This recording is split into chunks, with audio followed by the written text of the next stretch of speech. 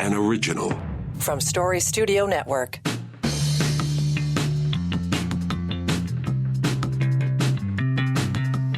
Well, here we go. Look at that. It is the 18th day of April. Well into spring.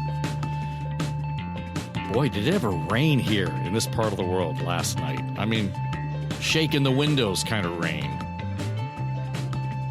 But we need it. After the winter we had, very little moisture in this part of the world.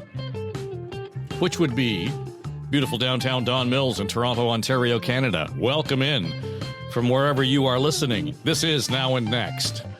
It's the flagship podcast for Story Studio Network. I'm Dave Trafford.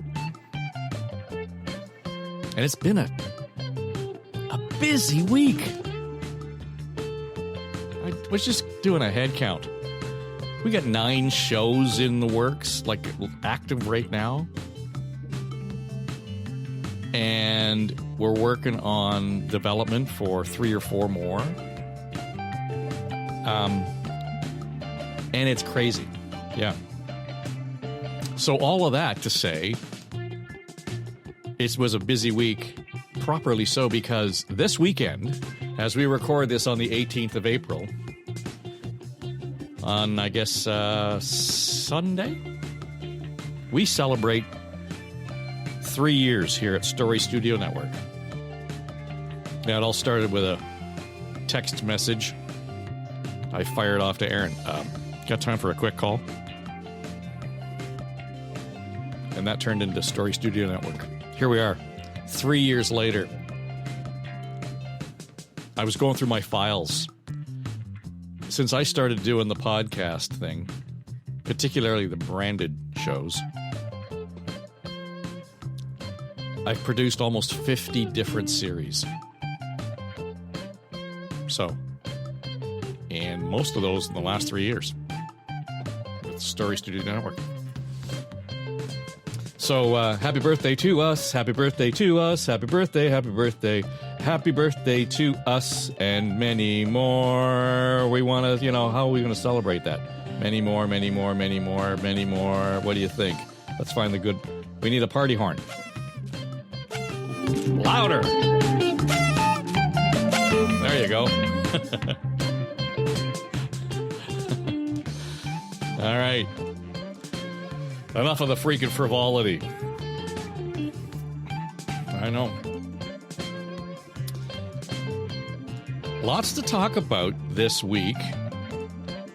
And as you will have noted, I have taken Now and Next from 4 days a week down to 1 day a week. But it doesn't mean there's not lots to talk about. So what I've decided to do, and I've started to do, actually, Aaron, this was Aaron's idea. I'm using LinkedIn more. So I'm going to pick up on some of the stories and ideas that we would have commented on otherwise during the week and post on LinkedIn. And the latest post is all about Mirko Bibic's appearance before the Heritage Committee. This was a week ago in Ottawa. Mr. Bibic is the CEO of Bell Canada. And I know a lot of you are going, ooh, boo, right? Well, admittedly, it was performative. It was political theater, not just on his part. All of the MPs that sat around the table were playing their role, right? Getting their sound bites in. All of them, many of them accusing him of being greedy and so on. And I get it. I'm a former Bellite. I get it. But if you really pay attention, and I would like to think you are, you'll know that you can't lay all the blame at the feet of the big media companies. Certainly not Bell. Have they laid off a lot of people? You bet. Have they made some bad decisions for media? Yep. But here's what's happened in the last couple of months. They have finally said out loud what I said a year ago when they had their first round of layoffs. They're in the wrong business. They should not be in the local media and news business, period. They've admitted it. Okay, good on them. And let's move on. there is hope in all of this. And it does not come from government. No, it does not. So I would encourage you to check out the LinkedIn post from this week. And you can find me at Dave Trafford. Actually, you can find me on all the social medias, Facebook, Threads, X, Instagram, and LinkedIn, at Dave Trafford. Really simple. And many of you are reaching out lately, and we're striking up our online friendships. So I'm happy that we're able to do that. So, but I'd be curious to get your read on that, because you are clearly a community-oriented individual, because I can tell by the comments we get on this show.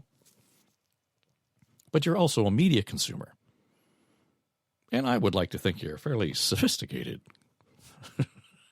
media consumer, considering you're part of this audience. That's fun, right? But I would really be curious to get your feedback on that. So read the post on LinkedIn, and if you're a Now and Next listener, note that in your comments, because I really want to see where you're coming from on this. The Bell is not to blame for the shitty state of media in this country. They just aren't.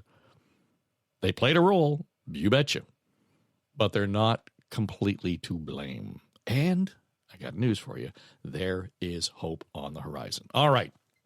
LinkedIn, at Dave Trafford. You'll find me there. Okay.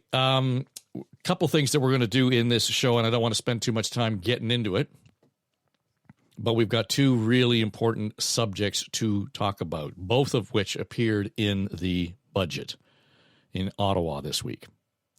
And that was housing. Clearly, housing has been front and center and taking up a lot of political capital and oxygen right across the country for some time now. But the other one was the Canada Disability Benefit. And it is intended to raise a million Canadians out of poverty. Did we get what we want? Not quite. Spoiler alert. And what is at the heart of our housing crisis? And can we actually meet our goals? I know we keep saying in the next decade. We're running out of runway there, folks. We want this all done by 2030. That's only 6 years away. Yeah, 2024 right now. We want it done by 2030. We're running out of time and runway. All right? But first, let's deal with the Canada Disability Benefit, shall we?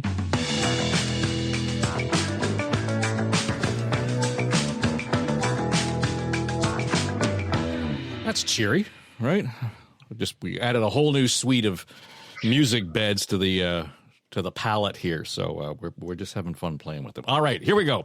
As mentioned, we are into, this was budget week here in Canada, and it was budget week a couple weeks ago in Ontario. It's just tis the season, and two things that we've really been paying a lot of attention to, not the least of which was housing.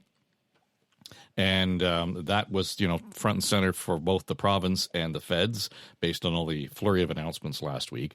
But if you're a close and careful listener to this show, you will know that we have spent a good deal of time talking about the Canada Disability Benefit. In fact, we devoted 6 or 7 episodes of the 2030 Project, which we produce with and for the Daily Bread Food Bank here in Toronto, about the execution of the legislation, the framework legislation, that was intended to raise, I think the rough number is 1 million Canadians who live with disability out of poverty. We managed in the last episode, we caught the ear and the attention, and we're grateful that she sat in.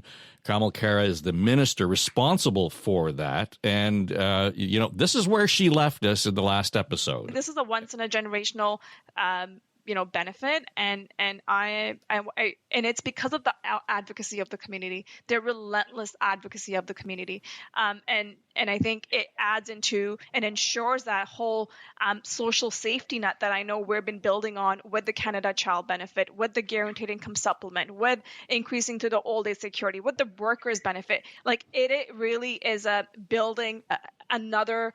I don't want to say bullet, but like another pillar to creating that social safety net for Canadians, which I know is so important, particularly to ensure that we're lifting people out of poverty. And there's immense amount of work that we've done, but there's so much more work that we have to do. Immense amount of work to be done, a lot more work to do, and that hit a crescendo, and I put that advisedly in air quotes right now, because it was presented as part of the budget yesterday. The federal government, according to the budget release, is making this investment due to the inadequacy of disability assistance provided by many provinces. And so, they put it front and center. They've used a lot of the language that the minister used. But when you look at the numbers right now, it amounts to $6.1 billion over 6 years. That'll start 2024-25, and $1.4 billion ongoing. So the feds are, talking about, which sounds like a lot of money. But here's the rub. There are 1 million people, as we said, living with disability in this country. 2, they're estimating that 600,000 people will be eligible for this. 3, right now there's only 300,000 who are in the pipeline. So there's a lot of people who are going to have to go through a lot of administrative process, et cetera. And at the end of it all, on average, it will amount to a benefit of about $2,400 a year. $200 a month. On top of the $1,300 ODSP provides for people here in Ontario, it's, just under $1,600. And as our friend Neil Hetherington will say, that still puts them $600 or $700 below the poverty line. Neil Hetherington, the CEO at Daily Bread, joins us now. And I know you have been run ragged in Ottawa, back in Toronto after the budget. Just your top of mind, top line response to this. Good, bad, more work to be done, hopeful? Well, I want to make sure that it's a first step. That's the primary thing. That this has to be a first step. I will tell you that there was a group of individuals who were part of the coalition that advocated so hard for this, who were extremely disappointed. They had hoped that what would come to fruition was what the minister said on your show. The minister said that this would lift people out of poverty, and $200 a month for about a third of the people on poverty, on disability, is wholly inadequate. And so, you have that difficult task right now as advocates to say, okay, thank you for that. We appreciate that. But everything you promised isn't there, like everything. So let's think about it. They said it'll be co-created. It wasn't co-created.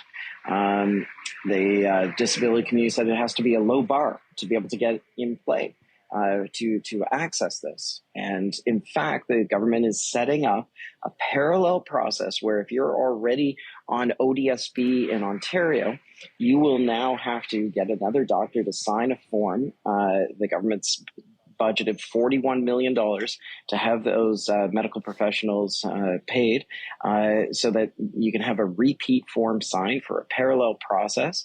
So it's wholly inefficient. And just to be clear, this is a process that's already been taken care of effectively in Ontario, and other jurisdictions have the same kind of thing. Absolutely, yeah.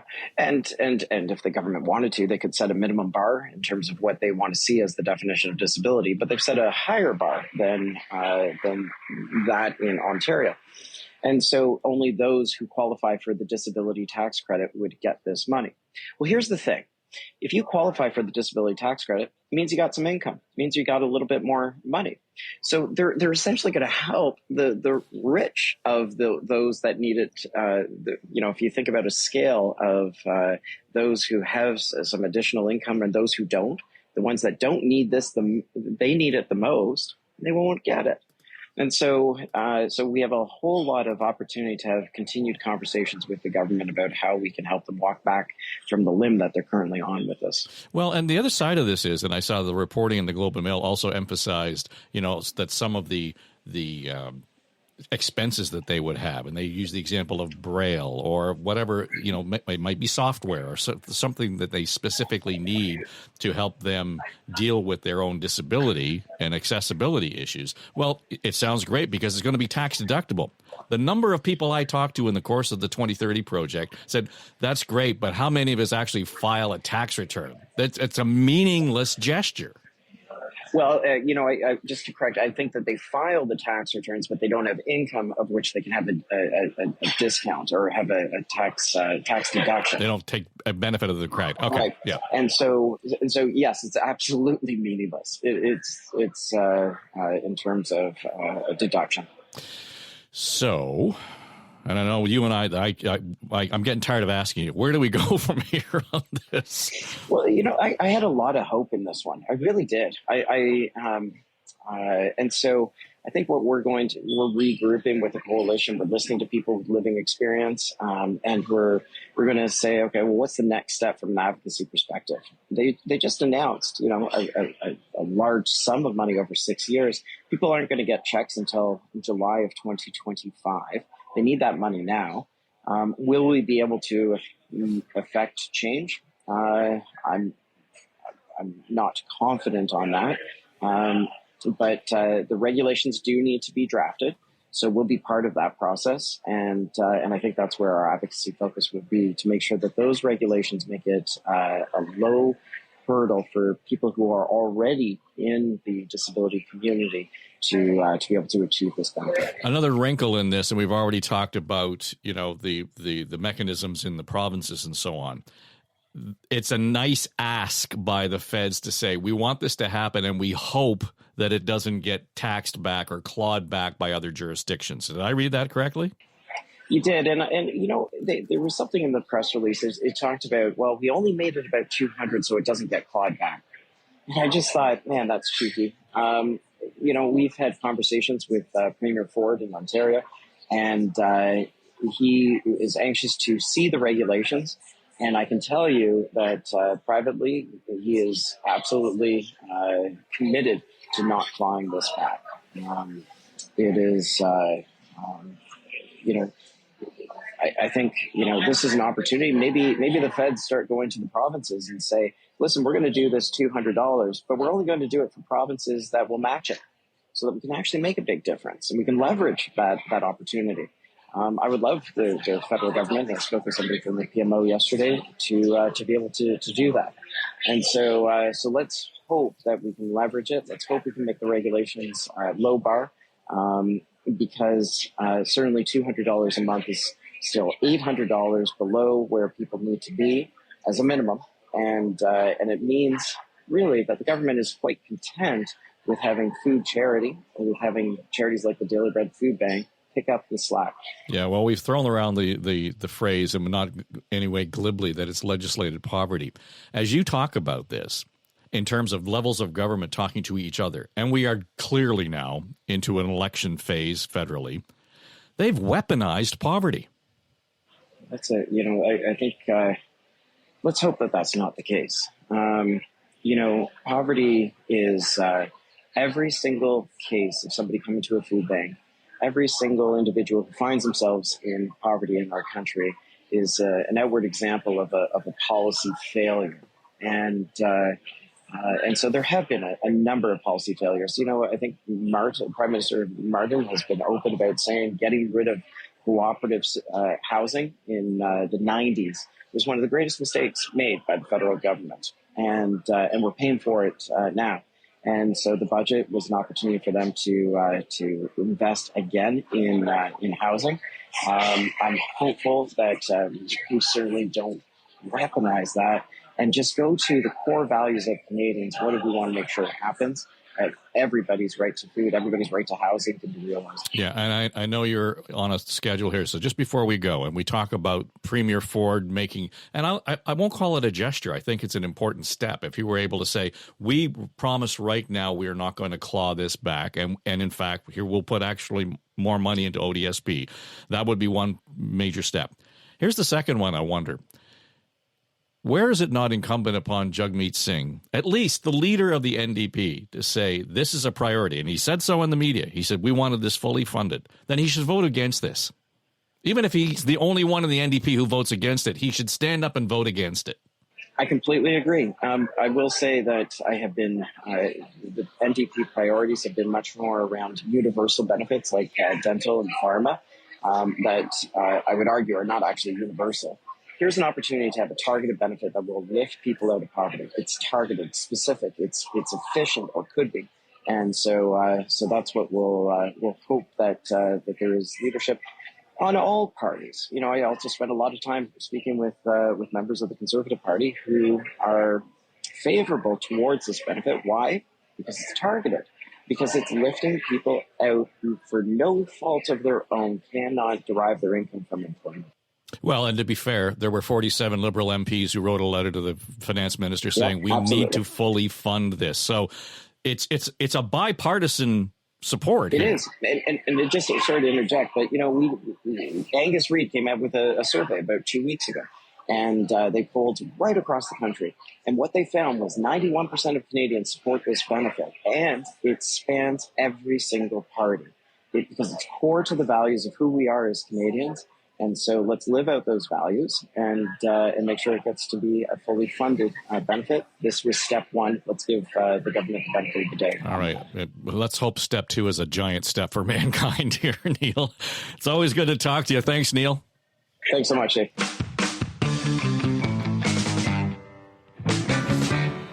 Neil Hetherington. Yeah, he was a busy guy the day I talked to him. It was just the morning after budget day. He had been in Ottawa, flew home to Toronto, then was doing a whole whack of media. So anyway, he's on the side of the angels, that guy. Does good work, good cause, and good result, or at least a good mission. So if you can help out, by all means do that. Otherwise, you know what? Go over and check out the 2030 Project. That's the name of the podcast series we've been working on with Neil and his team at Daily Bread. And if you want to get a sense, like a deep sense of where this story is, that's where you find it. And that's the beauty of this kind of format, the podcast format we work in. We can peel back all the layers and talk about it and get down to a point where, oh, I did not know that. Change minds and affect hearts, right? Tony Chapman would say. So, yeah, the 2030 Project is where you want to go. But before we get to our next segment, I just want to remind you, Fridays is On the Ledge Day. That's the Ontario Politics podcast, and lots to talk about this week, not the least of which is the Kefia ban. The Speaker in the legislature has banned them from the building, period. Doug Ford says he wants that ban reversed. I think that might be the populist misreading the room entirely. But I got to tell you, earlier today, on Thursday, the Premier was out in Oakville making an announcement about a recreational facility in this program that's going to make recreational money available to municipalities across the province. Excellent idea. All for that. And he answered all the questions and about the cafe and everything else. And when all the questions were finished, before he left, he went on a rant. And I mean capital R-A-N-T, rant, baby. About gas prices. Gas prices jumped 14 cents overnight from Wednesday to Thursday of this week. And, this is what makes him so good at what he does. He turned it into a rant for the little guy. He turned it into a rant against the federal government, and he turned it into a rant against Bonnie Crombie. Yeah, it was perfection in terms of the populist model for being a politician. It wasn't political in terms of a stripe. It was populist. Anyway, I'm going to bounce that off Keith Leslie and John Wright. On the Ledge, your Ontario Politics podcast. You'll want to check that one out if you're at all interested in what goes on at Queen's Park. All right, let's get at it.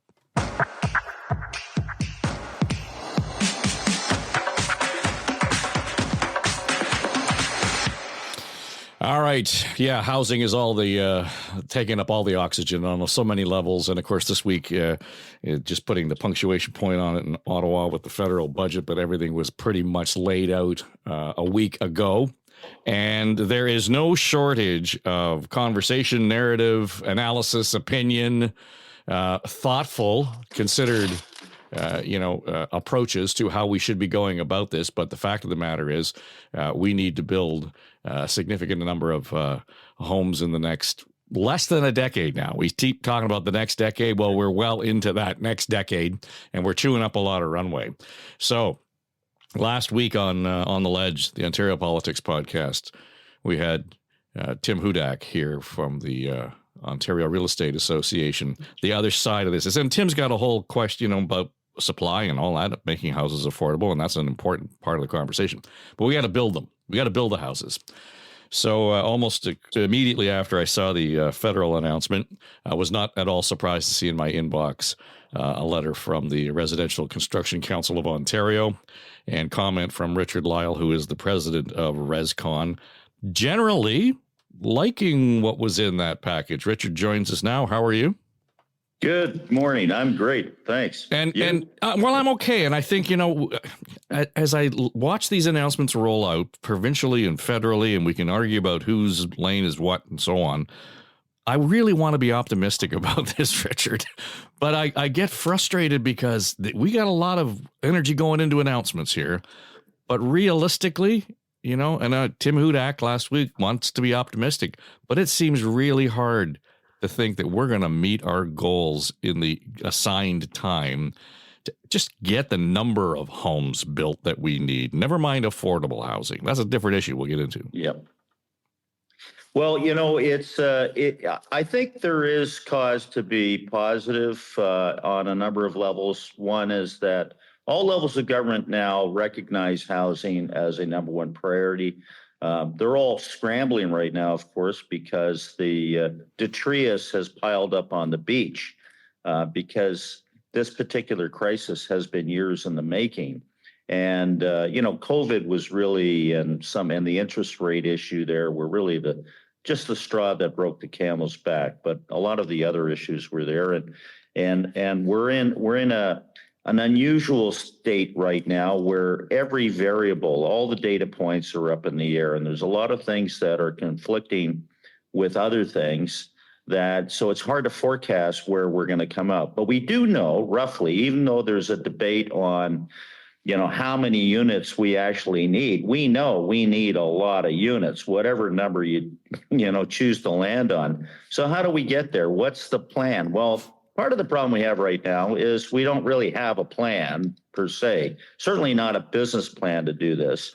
But we do have governments that are acting. And, in the last few weeks, there's been a flurry of activity, both at the federal and provincial level. And of course, there is ongoing things happening at the municipal level, but not so much.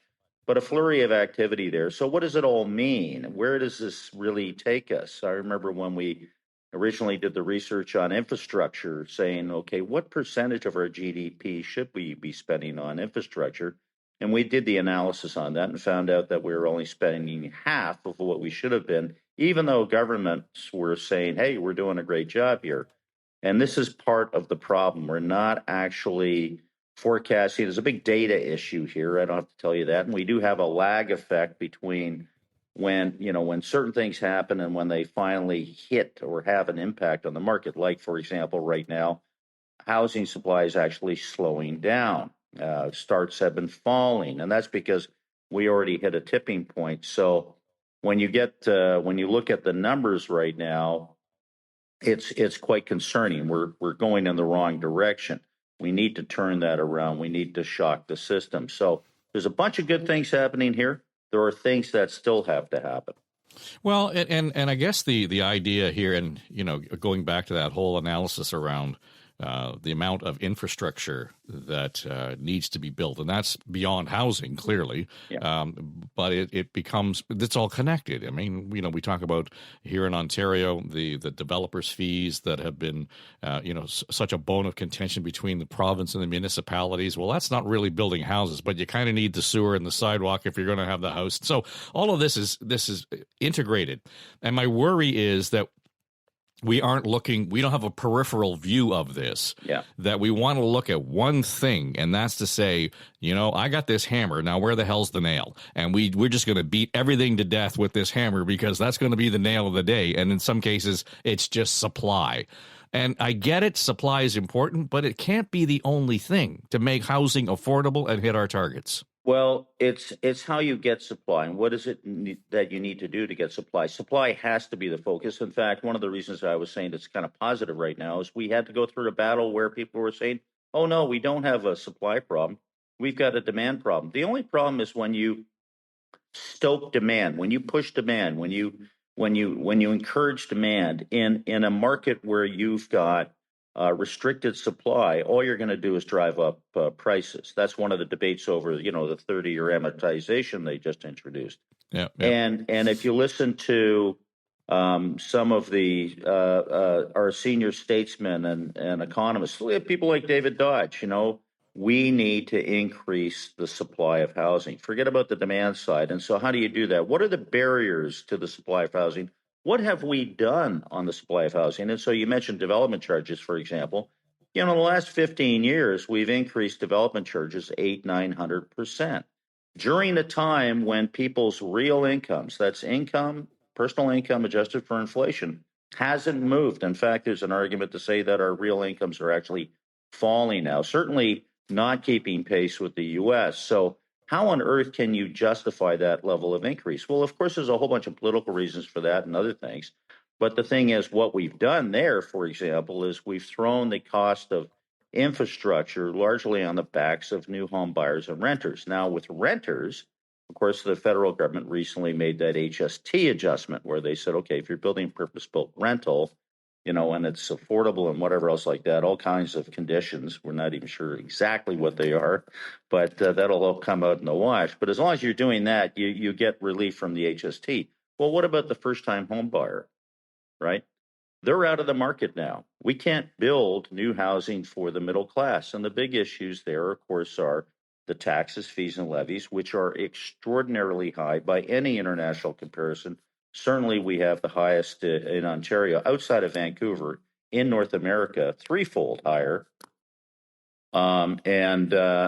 People just can't afford that. I mean, a down payment today is basically the increase in development charges and the HST in the last 15, 20 years. Does that make any sense? Especially when you hear people say, well, young people today have to work as hard as we did and save and whatever else like that. And they've come up with these new saving plans, but people are living hand to mouth. How are they supposed to save for that? There's a whole bunch of disconnects here, and it really needs to be brought together better.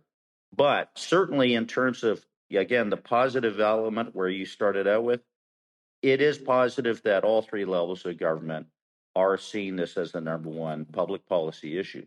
The question now is, can they get it right? And can they get aligned and work together? We certainly don't need bun fights between levels of government and one-upmanship and all this other stuff. It doesn't really help with the equation. I get it's politics. Okay, we live in a political environment, et cetera, but this is way too serious and it deserves some kind of overall coordination from the 30,000-foot level with a plan, and maybe, and we have the capacity to do this, and they're not really doing it, is running simulations. Okay, what do all these different things mean, and where is that going to get us in terms of the numbers? And that's why we're working on a housing action statement, because we're looking at all these things right now. We're going to look at today's budget, and we're going to say, okay, what has been solved? And there's a lot of things that have been solved and dealt with to a certain degree. And what remains to be done, and we're going to focus on that and drive those. We've driven some of the other issues in the past, and there have been changes that have been made. The only problem is, of course, as you know, Dave, the clock is ticking. We need to do this yesterday, right? And these things where, well, we'll set up a committee, we'll do something in the fall, we'll look at it next year. No, it's not going to cut it. It's not going to cut it. Well, you're right, and I think that's my point around. I really want to be optimistic, but I'm having a hard time hearing the same hymn sung from the same old page. Yeah. So, and again, you're the guy on the front line. You know better than anybody in terms of what the supply is going to be like. My issue with just focusing on supply, back to that just for a minute, and you made the point indirectly, is affordability. It's great that we have been able to say, well, now you can amortize it over 30 years. Okay, well, that doesn't really make the house more affordable. It just means I'm paying longer and paying more interest, one. Two, you can have more access to, RSPs or whatever else. That's great. That was money that was well invested if you were smart, and you might have made a little bit of cash on it. And if you can use that for a down payment, that's terrific. But then I'm really investing my retirement in my home if I'm a 35-year-old. So that doesn't make it more affordable either at the end of the day. Yeah. So where do we bridge that gap? Because that is the issue. I mean, I read your piece. 31% of the cost of buying a new home is attributable to tax, fees, levies, all the studies that have been done recently. That's a third of the cost right there. Yep. Because of paper pushing. And I say that with all due respect. I realize that we need to have permits and we need, there's a certain interest in doing that. But that's where that's getting in the way. I also read a piece out of the States this week.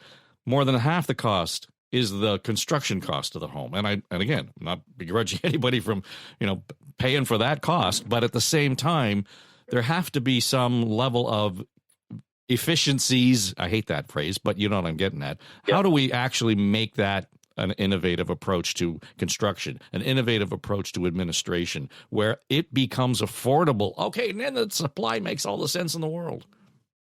Well, you've touched on a whole bunch of things there, and they're all very interesting. If you just take technology and the approvals process, by any international standard, we are at the back of whatever list you want to look at in terms of how innovative we are and how efficient we are with approvals. I think, in the OECD, we're second last in terms of getting things approved for building. When you compare us to the U.S., yes, 50% of the cost of housing in the U.S. construction, it's actually quite a bit lower here, although those numbers have been changing somewhat and our costs have been going up. But our land costs and our taxes, fees, and levies and so on are comparatively much higher than they are in the U.S. And in fact, a report out the other day, adjusted for inflation, the average house in the U.S. costs about $330,000. This is adjusted for exchange rates and everything. And here we're closer to like $480,000. We're almost 50% higher than the U.S. And we can't afford that. We have to compete with jurisdictions in the U.S., and we need people to compete with. And if the people that we rely on to, for productivity purposes and everything else like that, can't afford to live here, well, you're not going to compete very far. That's like not feeding your football team and expecting them to win, right? It's not going to work. So, we've got a whole bunch of problems there that we need to tackle simultaneously. In terms of, swinging back to the technology, we've been driving the need for modernization and digitization of our processes here for a decade now, and we really haven't made much progress. You got both levels of government running around handing out checks to municipalities to apparently improve their process, but there's no alignment there. And one of the things we've argued, much like when we introduced the Ontario Building Code in 1975, we need a common system right across the province. In England, for example, 95% of all applications go through one portal. It's a technology portal. It goes through that one portal, and they figure that has saved £400 million, for example, a year, for example, you don't need the paper anymore. And it's that much more efficient, et cetera, et cetera. They've even measured the carbon savings from just introducing procedural innovation and efficiencies. We're not anywhere near that yet, and that's of course one of the things that we're really going to be driving forward is this procedural stuff and red tape. Part of what we're dealing with, Dave, here is a very complicated problem. There's like 20 areas that need to be fixed and changed and improved on. Some of them have been touched on. Some measures, like, for example, the capital cost allowance change just recently announced by the federal government, it wasn't in the news really prominently because most people don't really understand it, but it has to do with how quickly you can depreciate things in building new purpose-built rentals. That's great. It's a really good thing. That's like one of the things we did back in the 60s and 70s when we built hundreds of thousands of, although 80% of our rental housing stock was built in a couple of decades back then when we had half the population, the same immigration challenges, but we somehow managed to do it.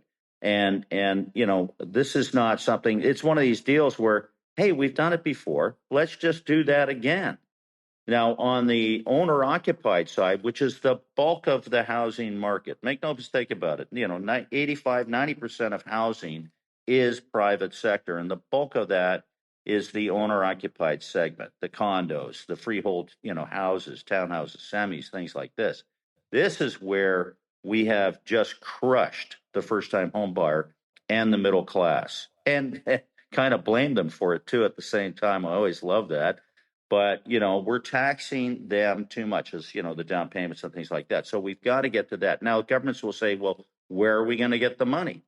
Well, that's a whole other question, because as you know, there's some very big questions out there about how efficiently government is spending money and where is that money actually going. If it's a thing like a ArriveCan app, well, there's 250 million right there, that kind of stuff. So there's changes that need to happen there.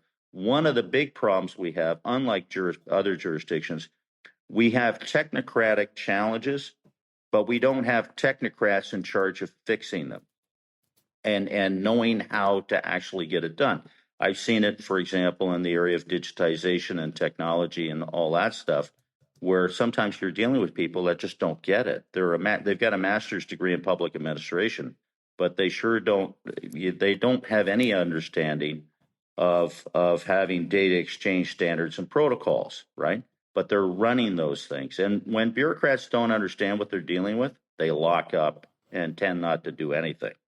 Well, then you make my point, in as much as we've kind of created a system that inherently drives up the cost of the house without really adding value. And I'm making a distinction between those two things purposefully, because the house I'm living in right now, we've been here almost 30 years. One of the impediments to us moving is that kind of bureaucracy. And in this case, I live in Toronto. So that land transfer tax really, it is a significant part of our consideration. And I'm not the only one. When you're moving out of a large home and you want to get something comparable in the 416, yep, that's a problem. And I can remember bringing it up with John Tory when he was mayor. And he said, I gladly eliminate it, but where am I going to make up that money? You're making it up on my back again. So, that's a significant issue around the momentum of opening up that market for a younger family to come in here and live in this house and rattle around, rather than having us rattle around in it, just the two of us. Well, that's right. I mean, in fact, we actually helped sponsor that report on empty bedrooms. It's which pointed out that we have, hundreds of thousands of empty bedrooms, maybe a million or so in Canada. And why is that? Well, boomers aren't moving because they don't. You got the land transfer tax issue, but they've got nowhere to go. I mean, there are some that are going to go to Arizona and Florida, maybe Costa Rica, if they're so lucky in a sense. But they've got nowhere to go because we haven't been building the kind of transitional housing that should have been there and would have been there if we didn't have all these sort of barriers in place. I remember sitting on a panel with Paul Bedford 20 years ago talking about former city planner in Toronto. Talking about the need for as-of-right zoning along main streets and corridors to allow for apartment buildings along roads like the Danforth and stuff like that. We're just starting to get to that now. This is a huge problem, needless to say, where it's the delay and how long it takes us to get things done, the sense of urgency. There is a sense of urgency now. Now they're scrambling and firing all the guns in different directions and everything else like that, and we got to get that focused. Good things on rental housing, yes, but the owner-occupied, the first-time home buyer, again, the relief is there. And, it's another episode, not our problem. I think taxpayers and the voting public need to say to the government, look, we know there's 3 levels of you, but get your act together and get this right, please, because we're paying for it. And so, like the federal government say, they're investing in things and whatever. What they're doing is spending taxpayers' money or borrowing money on the backs of taxpayers to produce a result. Is that result being produced? And if it's not, the only power we have is in the ballot box. Thankfully, we have that, but Well, but at the end of the day, I appreciate the sort of the logic in that conversation, and I hear that all the time. The problem is the most people who are just going about their daily life right now, most of us are having a harder time getting by. I mean, and it doesn't matter. Even if you're in a place where you've got a decent job and you're making money, there's a certain malaise out there. And I talked to our friend John Wright, and he'll say the economy is pretty good, but our perception of it is that it's a problem. And so I'm completely distracted from the real issues at hand. And I find that that's a barrier or an obstacle for most people to get as engaged as you're talking about and raise hell and raise your hand and say, hey, we need to fix this. I just want to get through the week. Well, right. One of the things that we're, what is it? Peace, order, and good government, right? So we still have peace. Order, that's questionable. Not bad, generally. And good government. One of the things, I looked at with a very jealous eye to Norway that their sovereign wealth fund made $240 billion in profit last year, and it's worth $1.7 trillion. So the Norwegians did something right. Where's Canada's sovereign wealth fund? We're the richest country in the world, or should be, and we should be way further ahead than we are. But somehow we missed the boat there. We don't have a sovereign wealth fund, and we're not managing the incredible bounty that we've been blessed with. We have not been managing that well. So, we're missing out on that. And certainly when you talk to anybody outside of Canada, and this is where traveling comes to mind, you say, we have a land problem with respect to housing. Tell that to somebody from Holland or Hong Kong or Singapore, and they'll look at you like you're insane, and they're not wrong. And then you talk to other people in other jurisdictions, where we have 45 different government bodies involved in the approvals process for housing. You go to Finland, it's maybe 14. Singapore is 12. Singapore has the most advanced system in the world, by the way, in terms of that. And you go, I was talking to a builder from Dallas the other day, and I said, what are your taxes, fees, and levies down there? I was at the International Builders Show. He said, I don't know, maybe 1%. I said, come on, it can't be that low. He said, well, it's under 2. And then I said, how about approvals? You get jammed up on approvals and site plan, all this other stuff. He said, no. He said, we can go to the private sector and get the plans and everything reviewed and stamped, because there's architects and engineers and all this stuff.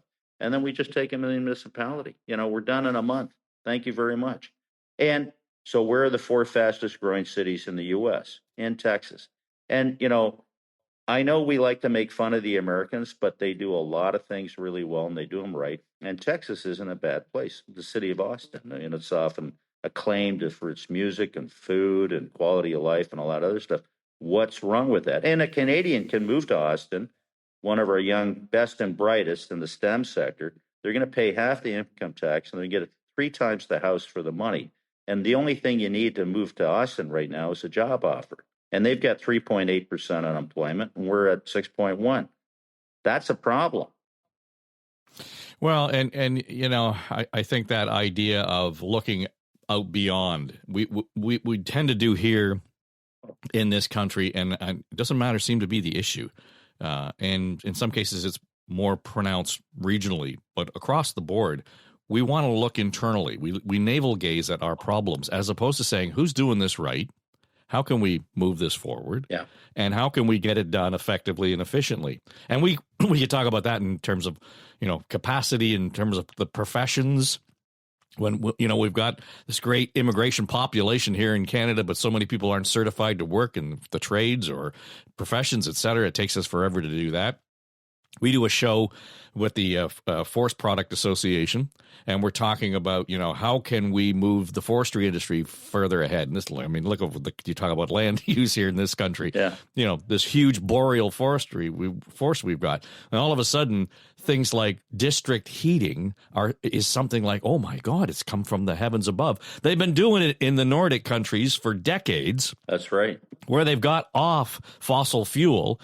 We can solve those problems. So, for example, the next time you look at a plan for a new development, a new housing development, The question I have is, why is district heating not part of that conversation? Because that will make my home in the long run more affordable. Period. Stop right there. And it's better for the environment. We don't have those conversations yet, Richard. Yes, we don't. And, one of the things there, I mean, and this goes back, and it's bigger. This is where I've said we don't have a housing crisis. We've got a growth management planning crisis because there's other elements to it. Look at the relationship between housing and immigration. And just last fall, the federal minister said they're going to start aligning those policies. I mean, good grief.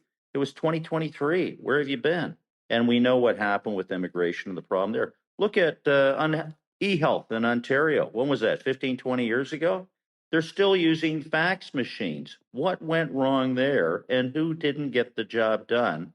And name me any federal bureaucrat, provincial bureaucrat, municipal bureaucrat who was basically terminated for not getting the job done. You won't see that. Look at Presto Card. I was in, if you go to Tokyo today, you think you're in a science fiction movie. I was 20 years ago, these things were figured out in other jurisdictions. We could have just licensed something instead of spending hundreds of millions of dollars on sort of getting it done. Now I think it's kind of working. I mean, I laughed my butt off the other day when this big announcement was made saying, hey, you can now use a credit card to pay for a ticket. Like, can you make this up, Dave? I mean, yeah. What are we doing? And so benchmarking, I once raised years ago, a long time ago, I said, how do we rate against other jurisdictions? And I forget what the issue was, but they said, well, why would we do that? Well, because we need to benchmark against other jurisdictions. Who's got the best widget, right? And let's get that and apply it to what we're doing. This kind of, you're absolutely right, this insular thinking and incapacity. And I think there is a reticence to look at because you look at the other jurisdiction and you go, oh, wow, that team is playing a lot better than our team. What are they doing that's different? They don't want to look at that because within the bureaucracy, and it's not a fault, we've got the people, by the way, Dave, we have the best people in the world. But when you've got a setup where performance is not rewarded, and in fact, if you introduce change into most government bodies, that's a problem. It's a lot more work. There's risk.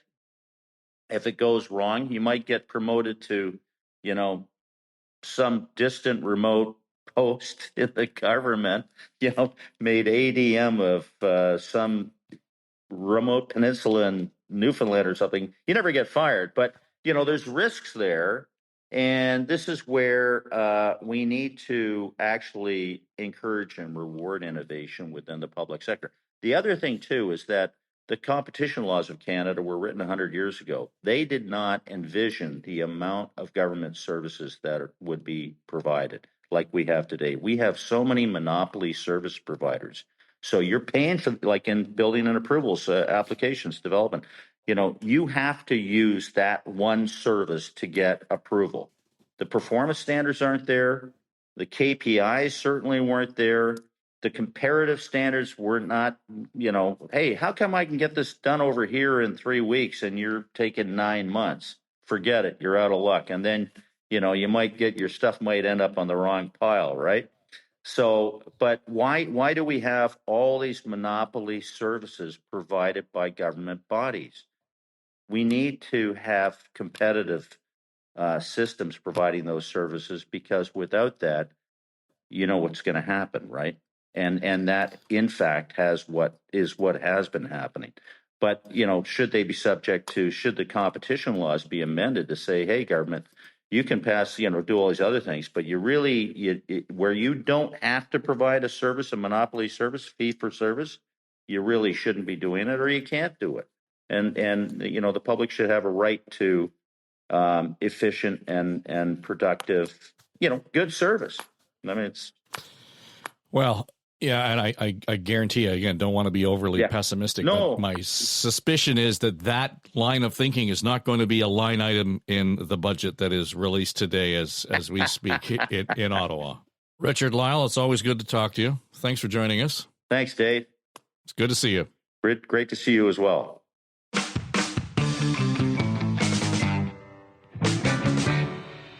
You know what? I like talking to Richard Lyall because he's a good talker. He just is, right? He's a smart guy. He just brings it when he comes to the table. He brings it, man. And he doesn't really, he's not the typical kind of association guy where sometimes they're worried about saying the wrong thing, right? This is about advocacy. Neil Hetherington has turned into that too. Neil Hetherington used to be a little bit more polite. These days, no, he's calling a spade a spade. Like, seriously, people, get on the line. So, two important voices in our community right now around poverty and around housing. And I got news for you. They are inextricably related. So for government to bugger up the housing file means they only make poverty all the more difficult to manage and pay for in the long run. So I'm telling you, you got to watch these two guys. Neil Hetherington, Lyall, Richard Lyall, thanks for being on the show. And by the time we talk next week, you know what? I'm going to predict right now the Leafs will be on the verge of eliminating the Boston Bruins in the first round of the Stanley Cup playoffs. I'm serious. I know Austin didn't get his 70 goals. Quit fucking whining about it. He got 69 goals, for God's sake. Right? Let's focus now. This Leaf Nation should kind of get its shit together here and get into the game. You want him now to go on a scoring tear like you've never seen. A goal a game from him would be really beneficial in the series against the Bruins. All right, so let's deal with that and see where we are. That's the one thing the Premier didn't do this week when he talked to the media. Typically, he'd be all go Leafs go by now, but he missed that point. Maybe he's saving it. Ranting against gas prices. That's tomorrow on The Ledge, your Ontario Politics podcast. I'm Dave Trafford. Thanks for listening to Now and Next. And again, you can find me on the socials at Dave Trafford. Otherwise, check out our website at storystudionetwork.com. Pay no attention to that man behind the curtain. Now and Next is Story Studio Network's flagship podcast, produced by our chief executive producer, Dave Trafford, and supported by our entire SSN team, including our senior producers, Becky Coles and Jen Hudson, our technical producer and audio editor, Mike Trutler. Jamie Nickerson is our production manager, and our sonic logo designer is Greg McDonald. Also, I'm Aaron Trafford, Queen of the Universe. And that's all I have to say about that. Okay, everybody, that's a wrap. This is SSN. Story Studio Network.